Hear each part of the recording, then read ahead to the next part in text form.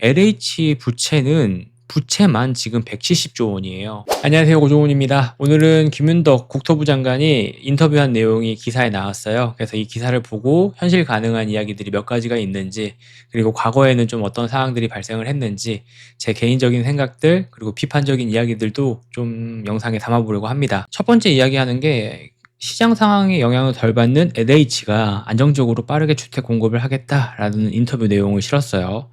저는 여기서 이제 몇 가지 좀 생각났던 것들이 있는데, 몇 년 전에 LH 관련해서 뜨거운 이야기들이 많이 나왔었잖아요. 그때 LH 아파트 단지에 입주를 앞두고 있었는데 부실공사나 하자나 수백 건이 발견이 됐었고, 주민들은 이제 이주도 못했고 분쟁이 이어지면서 어려움들, 마음고생들을 겪게 됐었죠.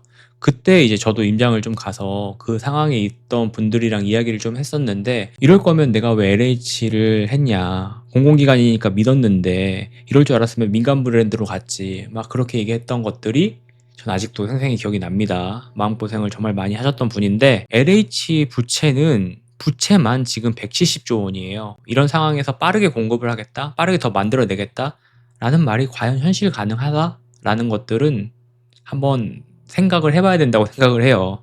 오히려 민간 재건축 재개발에서 기회가 온다가 더 빠를 수도 있겠죠. 재개발 재건축 같은 경우는 저는 개인적으로 좀 부정적으로 보긴 하지만, 오히려 민간 재개발 재건축이 훨씬 더 빠르지 않을까라는 생각을 하기도 합니다. 투자자는 이런 숫자에 흔들려서는 안 돼요. 뭘 공급을 하겠다, 뭘 만들어내겠다라고 이야기들을 많이 하는데, 그런 것들이 이제 현실 가능한 건지, 이런 것들을 좀 냉정하게 보는 게 중요하다고 생각을 합니다. 두 번째 이야기하는 게, 이제 이번 물량은 허수를 뺀 목표를 제시했다는 점을 강조하고 싶습니다라는 내용도 인터뷰 내용에 들어가 있어요. 저도 이제 투자자들을 만나고 그리고 일반 분들 만나면서 이야기를 듣고 많은 물음에 답을 할 때가 있는데, 그런 질문들 많이 받습니다.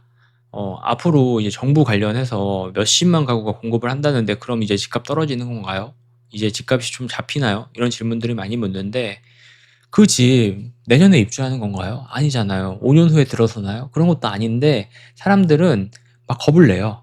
숫자는 크지만 지금 당장 시장에 들어오는 집은 하나도 없는 거예요. 그런데 이것 때문에 집값이 흔들릴 것 같다라고 뉴스나 기사나 영상에서 나오니까 이런 것들을 그대로 믿어버리는 거죠. 2029년도에 착공 예정 물량이 지금 시장 불안을 잠재울 수 있을까라는 것들도 생각을 해봐야 돼요.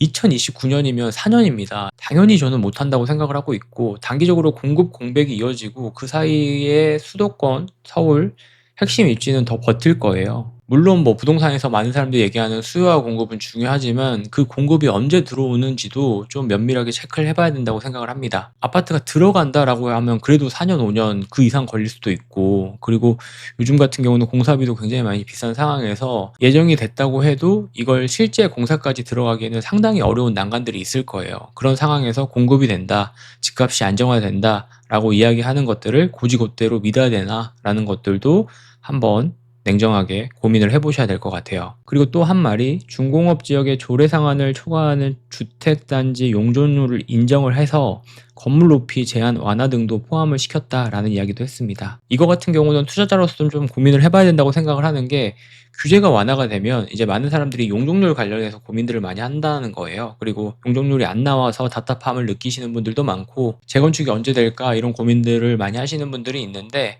이제 용적률 완화 이런 기사들이 뜬다라고 하면 우리 재개발 초기 단계에 있는 단지 같은 경우는 호재를 좀 받을 수 있습니다. 아직 땅값이 반영이 되지 않았는데 규제가 풀리면 사업성이 높아지는 거고, 사업성이 확 달라지기 때문에 사람들이 몰릴 수가 있어요.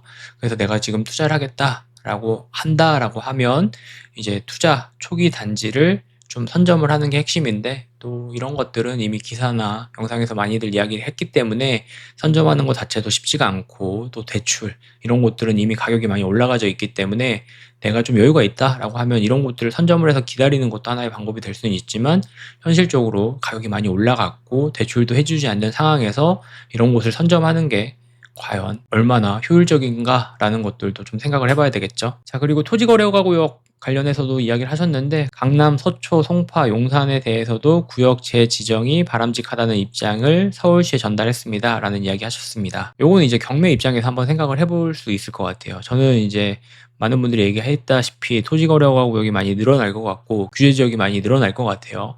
뭐 대표적으로 뭐 성동구가 될 수가 있고 점차적으로 이 지역이 많이 늘어날 것 같은데 이제 경매 관련해서도 이거 같은 경우는 한번 생각해 볼 필요가 있어요. 이분은 좀 돈이 있으신 분이에요. 그래서 강남 아파트를 사고 싶은데 문제가 뭐냐면 토지거래허가구역에 걸려 있어서 이 집을 사기가 좀 애매하다는 거예요. 토지거래허가구역 같은 경우는 실거주 의무가 있고 자금조달계획서 뭐 이런 것들도 좀 필요한 경우들이 있습니다. 하지만 이제 경매 같은 경우는 자금조달계획서, 내가 이 돈을 어떻게 만들었는지, 그리고 이 돈을 어떻게 운영을 할 건지, 뭐 이런 것들에 대한 자금조달 계획을 구청에 내지 않아도 됩니다. 그래서 이런 부분들이 매력적으로 다가올 수 있고, 또 경매 같은 경우는 실거주 의무가 없죠.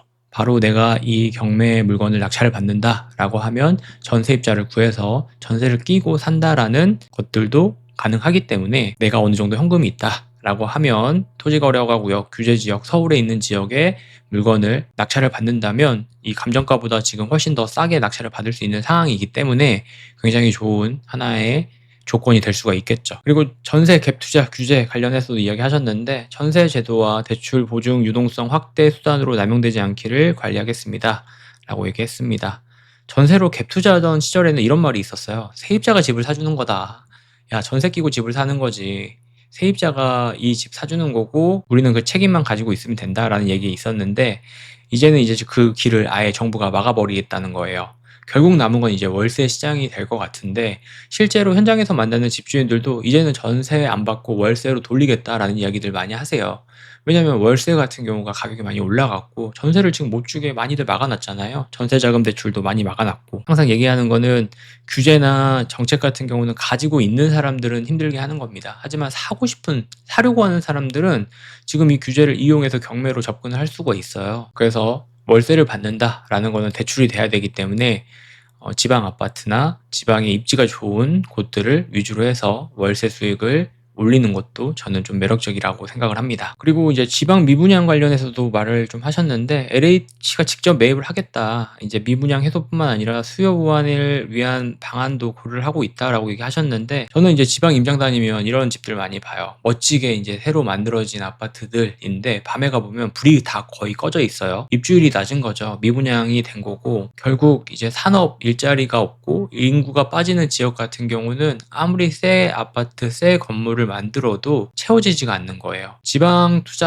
아파트 투자 관련해서는 저는 장점이라고 항상 해봐야 된다라고 경매로서 이야기를 하지만 지방 투자는 옥석을 잘 가릴 수 있어야 됩니다. 역세권이라든지 산업 배후지, 인구 유입 요인이 없는 곳들은 피해야 돼요.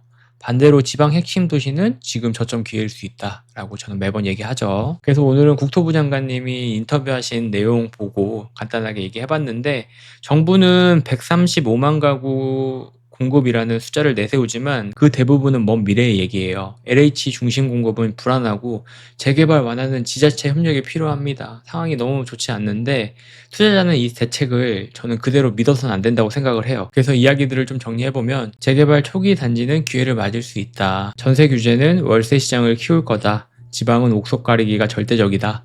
이렇게 좀 정리를 해볼 수 있을 것 같은데 영상 보시는 분들한테 제가 드리고 싶은 얘기는 저는 그렇게 했어요. 어떤 기사나 뉴스들이 나오면 좀 부정적인 시선으로 이걸 좀 보려고 했고 이 기사 속에 이 사람이 이야기하는 것들 속에서 어떤 기회가 있을까? 어떤 또 방법들이 있을까? 어떤 것들로 해서 내가 돈을 벌 수 있을까? 이런 것들을 계속 고민하고 생각해보고 또 현장에 나가보고 이런 것들이 중요하다고 생각을 하거든요. 그래서 여러분들도 어떠한 기사 보면 그런 것들 많이 해보면 좋을 것 같습니다.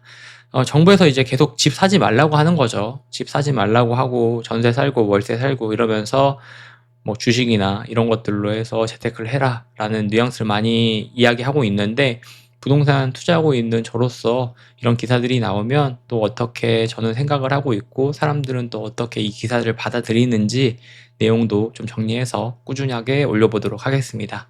오늘도 긴 영상 봐주셔서 감사하고 내일 또 좋은 영상으로 돌아오겠습니다. 들어가세요.